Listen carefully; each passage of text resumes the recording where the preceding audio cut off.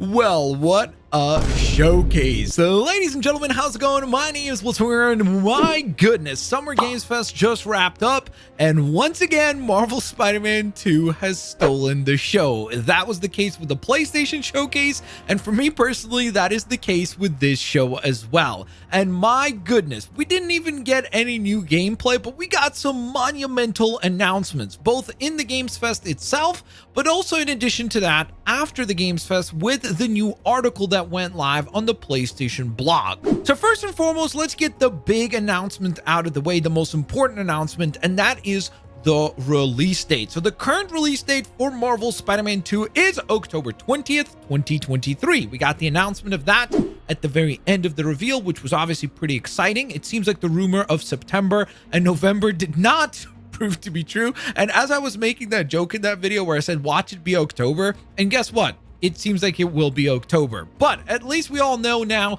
when we will finally get our hands on the game and get to finally play, which is obviously plenty exciting. In addition to that, they also announced when the game will actually go up for pre-order, and that will be next week. So on the 16th of June of 2023 at 10 a.m. local time, the game will become available for pre-order on the PlayStation Store, the PlayStation Direct Store, and other retailers. So if you want to pre-order wherever you'd like to pre-order, you can go that route. And speaking of pre-orders, they also announced pre-order bonuses, which are going to be kind of interesting. So first and foremost, you get the web grabber gadget, which I guess is once again a nice way to get that gadget early in game will be by using the pre-order bonus code. In addition to that, you also get 3 skill points, which means you can kind of start right away a little bit more powerful than the average player who will not have the pre-order bonus. But the most exciting element is most certainly the costumes, and you're actually getting 2 different costumes. One for Peter and one for Miles. So the Miles Morales one is going to be known as the Shadow Spider Suit, and my goodness, this thing just looks epic. I really love the design for this thing. And then for Peter Parker, you're going to get the Arachnite suit, which I think looks okay. I don't love it as much, probably because my favorite colors are black and red. So because of that, the color scheme for the Miles one, I like a bit better. But again, perfectly serviceable design, especially for something that is ultimately just a pre-order bonus. But one of the things that caught a lot of people's attention was the new color variants, which I don't love. Personally, for me, I would much rather just have the suits be the color that they choose to begin with instead of doing the whole different colorway thing, just because A, I think it opens up the possibility for silly microtransactions and stuff that I don't want to see in this game. And then B, I just think it looks cheap. I think that you go with the aesthetic that you like and keep it at that. At least that's my personal opinion. So for me, I'm going to go, if I'm playing these suits, I'm going to be using the default colors instead of trying out the other ones. Again, if you'd like to have access to them, I suppose those are available.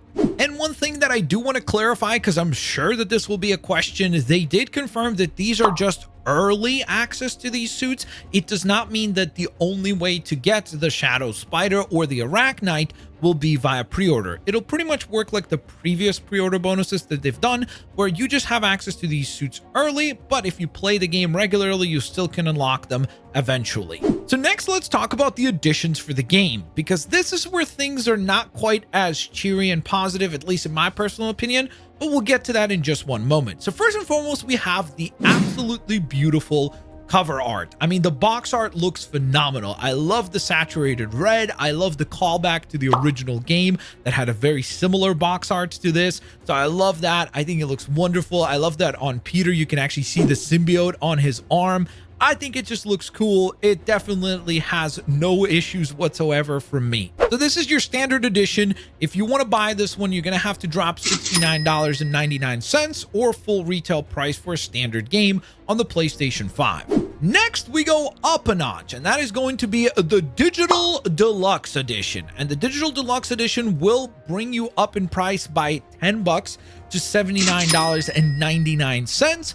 And you might be asking yourself, well, is it worth it? What do I get with this Digital Deluxe Edition? Well, first and foremost, you get the digital release of the game itself. Then on top of that, you're going to get 2 extra skill points, which means that if you get the pre-order plus the Digital Deluxe, you'll have 5 extra skill points, which I think is pretty cool. You're going to get some new photo mode filters. So basically just like stickers and different frames. Again, if you love the photo mode, you'll probably be enticed to get this. You also then have the more exciting thing, which are the 10 suits that were revealed here, and they look pretty freaking cool. So let's start with the 5 that Peter gets, and he gets the tactical suit, which is kind of neat because Miles had a tactical suit in Marvel's Spider-Man Miles Morales. So it looks like Peter gets his own version now. Then we have the Orantia, is probably how you pronounce it, suit for Peter Parker, followed by the 25th Century suit, which looks very busy for sure. Then you have the Stone Monkey suit, which I'm not the biggest fan of, but it's there. And then you have the APUNKALYPTIC suit, which I think is probably going to be the most popular considering that Spider-Punk is very well received in Across the Spider-Verse.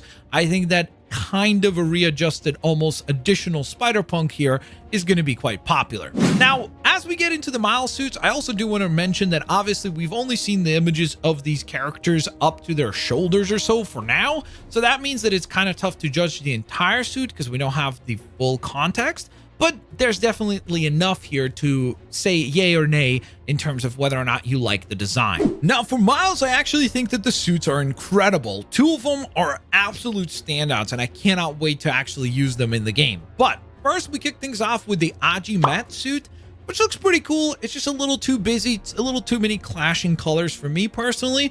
But again, I'm sure there's some people, maybe Prowler fans, will like this particular design. Then we have the red SPECTRE, which looks pretty cool. I actually really like the spider design on the chest for this one.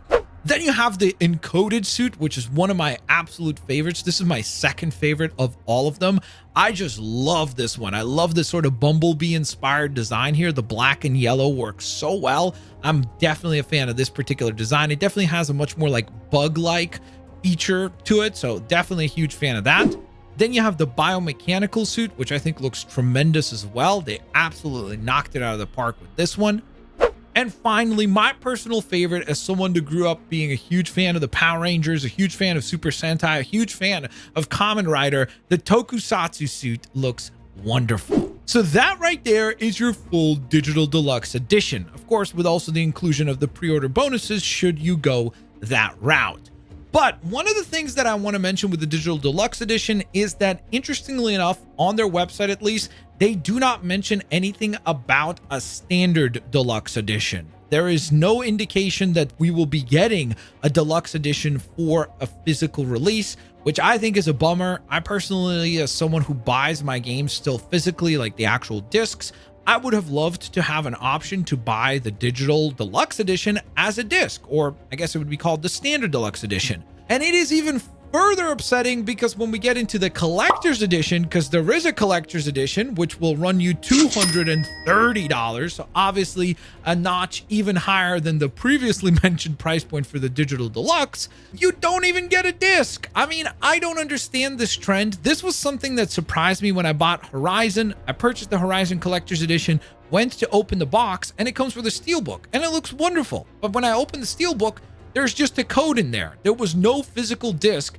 inside. And that is just so upsetting to me. I don't understand why you would even bother to make a steelbook if you're not going to actually put a disc in there. And that is exactly what they're doing with this collector's edition as well. You're just going to get a code for the digital deluxe game. But on a more positive note, the steelbook that comes along with the collector's edition is absolutely beautiful. It features Miles and Peter fighting Venom and good googly moogly. We're going to talk about that image in a moment, but that looks spectacular. They knocked it out of the park with that. The statue that comes along with the collector's edition looks pretty cool as well. You have very, very dynamic posing for the two Spideys as they seem to be taking on Venom.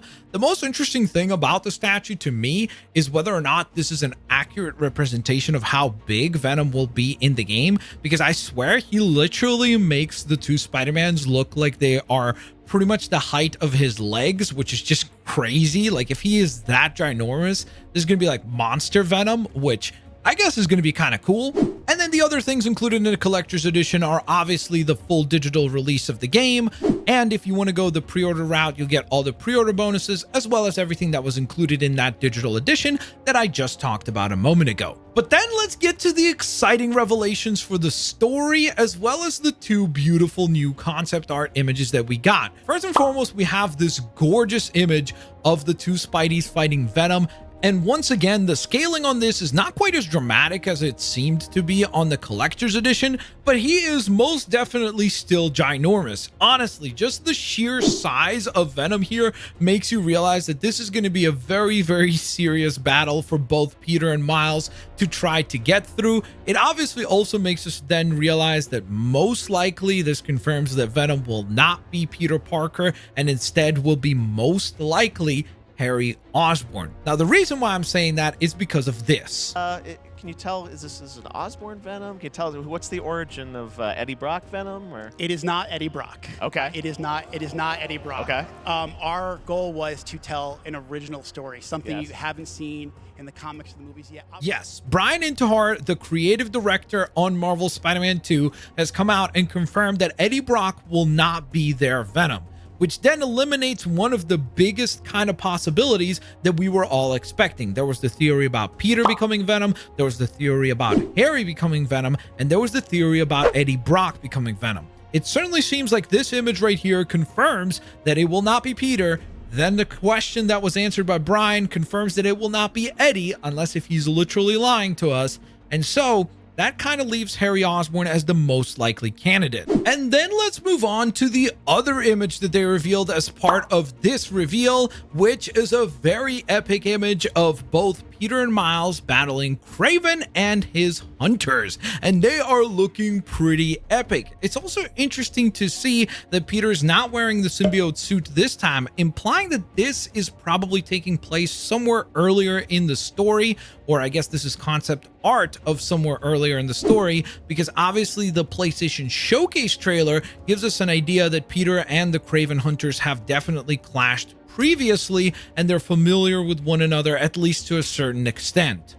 So there you have it, guys. Mark the date. October 20th is when the adventure begins with Marvel's Spider-Man 2. Of course, between now and then, I am sure that we're going to get some more announcements. I am sure we're going to get some more gameplay. In fact, I would not be surprised if we get one more quote-unquote launch trailer before the release date. But let me know what you guys think of all the news, all the revelations as part of this announcement. If you're excited, are you picking up the game? Are you going to pre-order it?